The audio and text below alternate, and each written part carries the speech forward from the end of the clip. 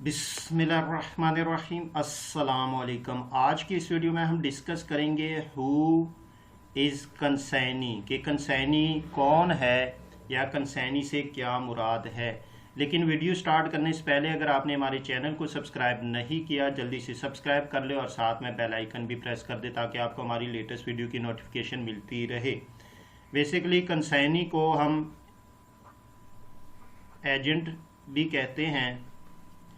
अब हम इसकी डेफिनेशन डिस्कस करते हैं। A person to whom goods send by his owner for sale purpose on commission basis is called consignee. Basically consignee वो शख्स होता है कि जिसको ऑनर ऑफ गुड्स अपनी गुड्स सेल करने के पर्पस के लिए बेच देता है, लेकिन किस बेसिस पे? कमीशन पे। तो ऐसे शख्स को हम कंसैनी या एजेंट कहते हैं। दूसरे अल्फाज में जो कंसैनी होता है वो अपने ऑनर के बिहाफ पे गुड्स सेल करता है, लेकिन किस बेसिस पे? कमीशन पे। अब हम इसको एक एग्जांपल से समझने की कोशिश करते हैं कि हमारे पास दो पार्टीज़ या दो पर्सनस है, एक हमारे पास ए और दूसरा हमारे पास बी। अब ए जो है ये ऑनर ऑफ गुड्स है, ऑनर ऑफ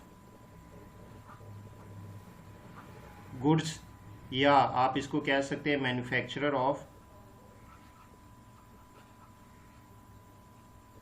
गुड्स।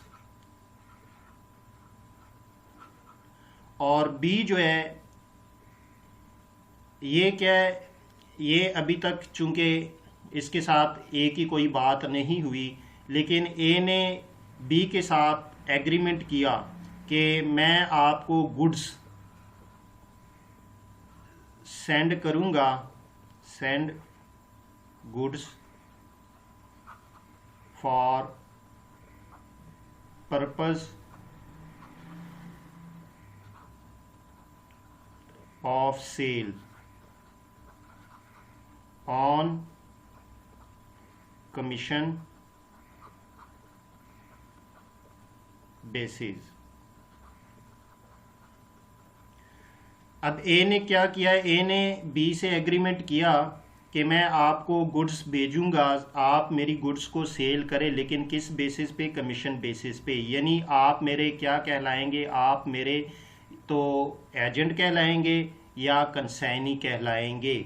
तो अब जो बी है वो क्या करेगा? वो जब भी ए से गुड्स रिसीव करेगा तो उसको सेल करेगा। जब सेल करेगा तो जितना उसका कमीशन बनेगा वो अपना कमीशन रख लेगा और बाकी जितनी भी अमाउंट होगी वो ए को पे कर देगा। तो इस तरह जो बी है ये हमारे पास कंसाइनी